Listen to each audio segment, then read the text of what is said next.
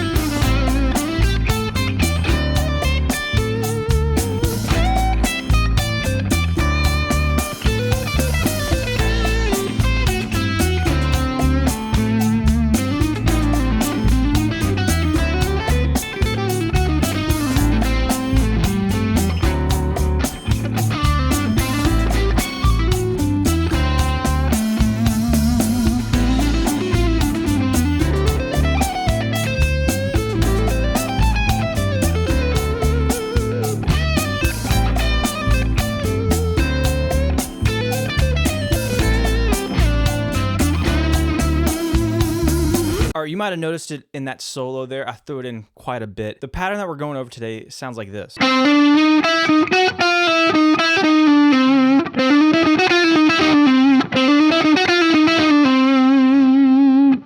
I played it in a couple different zones on the fretboard. The other place was like this. Another place. Another place.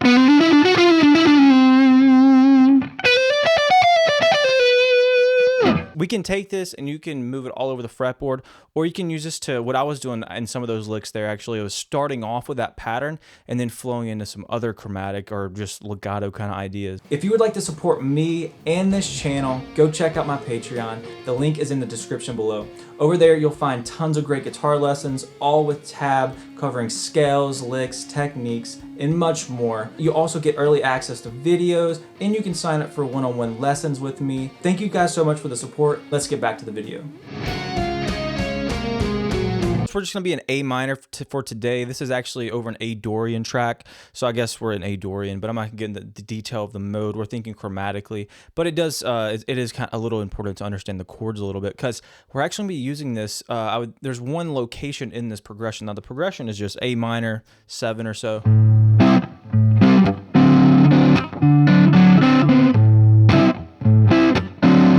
Something along those lines, just an A minor to a D major, a D7. But I'm placing this and I'm starting this pattern on that D7, not on the downbeat. I'm not sure of the exact rhythmic location. Let me find real quick.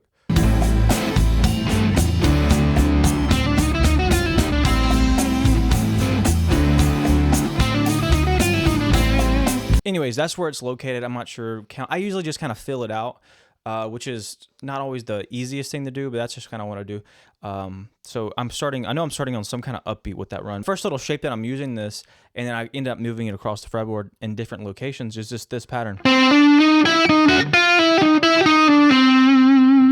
So I'm just on the G and B string right now, and that, I'm seeing that pentatonic position. I might be seeing this scale shape as well, like a Dorian with a flat 5 in there kind of shape. We're going 5, 7, 8 on the G. And I'm just picking the first note and then hammering on the other ones. So 5, 7, 8. And then I go 5 on the B with an upstroke. Back to that flat 5 there on the 8th fret G string. Then we do this little thing. So we got. Then I'm going ring finger B string 7th fret. That's an upstroke, followed by 6, downstroke, and then I pull off the 5. So that's up, down, up. Or sorry, up, down, pull off. We got.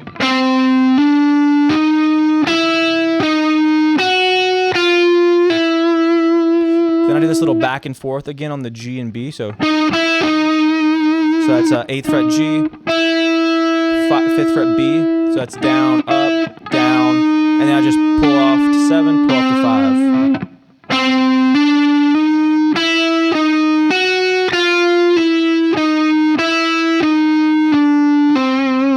You could pick all those. It's not like a shred, like fast thing. You can pick every note. You can legato wherever you feel necessary. See right there, I picked the last 3. Or you could legato them. Doesn't matter. So in context, how I'm practicing, as I turn on this track, which is linked below, and I'm just waiting. I'm hearing that first A minor chord. I hear it go to the D7, and then I just wait, and then this is kind of how I practice it in timing. So right now it's...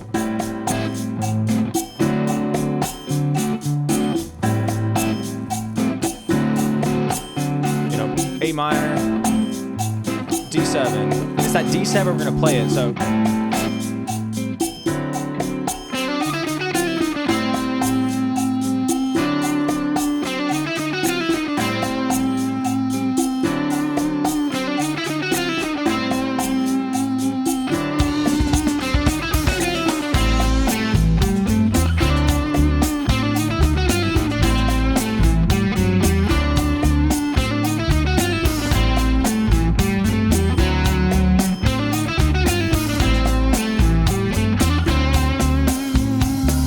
So I'll just turn the track on once you got kind of the pattern muscle memorized, of course, and just try to throw that in there and find the placement to where you end. I'm actually, the downbeat of the A minor chord is happening on that last note for me.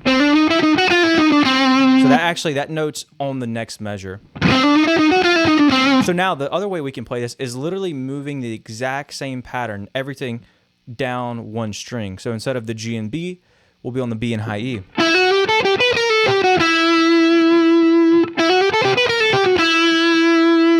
And kind of, if we're going to look at theory here for a second, what's happening, the first time we played it,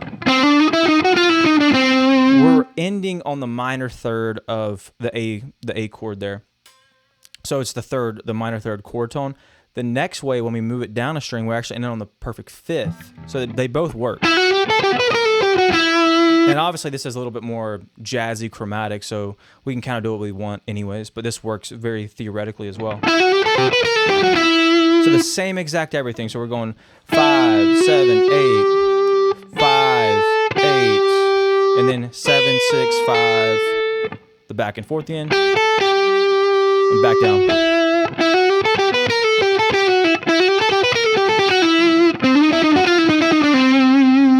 Right, so let's hear that over context.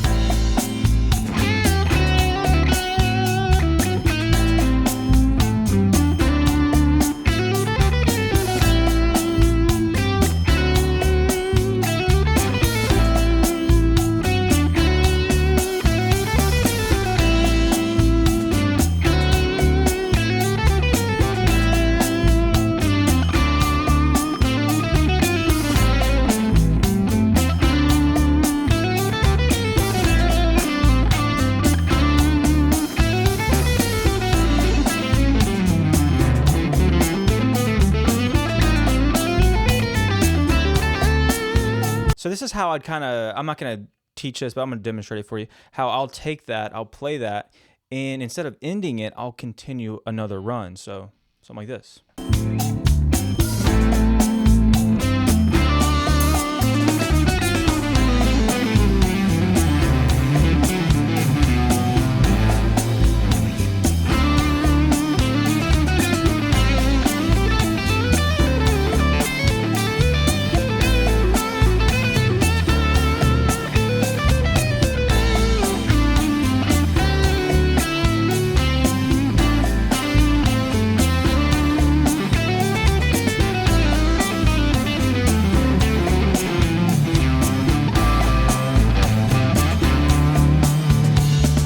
All right, so the last place that we're going to play this, the fingerings are the exact same, but it's a different location on the fretboard. We're actually going to be on the B and high E still, but it's going to be up here.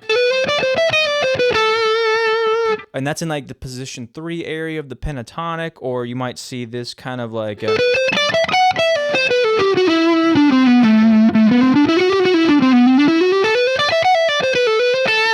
kind of Dorian shape there. or if you wanted to, there's many ways you could look at it. I don't like talking about modes right now because we're talking about chromatics. So the lick sounds like this. Everything's the exact same. So we're going, in this case, though, we're going 10, 12, 13. A little back and forth, going 10 on the high E, 13 on the B. Then we're going to go 12, 11, 10. Back and forth again, going 13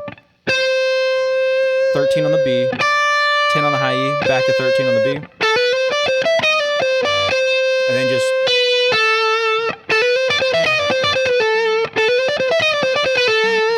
one thing to kind of keep in mind, I would just practice those like that over this backing track, getting the timing right, and trying to connect them with different phrases and stuff like that. But one thing that's really cool, also that one is resolving on the root. So we went from this first riff, resolve to the minor third of that A minor chord. This one resolves to the perfect fifth, and this one resolves to the root note there, the A note. So even though we're doing like chromatic stuff, or not, like we're kind of being careless a little bit, hitting some extra notes, we're actually still thinking about the chords that we're playing over. It's very, very important. The placement is over that D7, leading the ear back to resolution every time, okay? We don't want to just sit here, we can, but we don't always want to just sit here and play random notes chromatically over the wrong chords and the wrong timing. We're placing this right now, starting off, because I want you guys starting off playing things that work over certain tracks and chord progressions. This also could be used in like a 12-bar blues. You're on the 4 chord, going back to that 1. It works fantastically. It's a time in this music that the ear kind of wants to hear something dissonant, something new, something fresh, but it needs to be tailored to where it resolves very calmly and precisely. So we're not like getting off too weird, and we get lost ourselves and don't know how to land. So these are great little tricks right here. Over that 4 chord, you can probably use them on different chords, but in this case, I'm thinking 4 chords. I'm thinking 12-bar blues or this kind of fusion-y Dorian backing track. In each of those shapes, they're all the same identical shape. You get them down once, you just move them different strings, but they're resolving to different notes. So they're going to sound fresh and kind of unique, but still very resolved and proper. Anyways, you can take this pattern and move it all over the fretboard and do some different cool jazzy chromatic sounding stuff with it. I really enjoy it. I feel like it frees up my fretboard kind of in a way where I'm not overly thinking about the particular scale shapes and stuff like that. It starts lending. It's a cool sounding pattern. It's very rhythmic. It's very cool in that way. So you start plugging in these different notes, and it kind of just opens up the fretboard and frees different things where you're not so limited to the major scale that you're in or the pentatonic shape that you're in. So it's really fun. I love the sound of it. Sometimes I use it too much, so I got to be careful. But I hope you enjoy using this as well. Thank you guys so much for stopping by, and I'll see you guys back next time.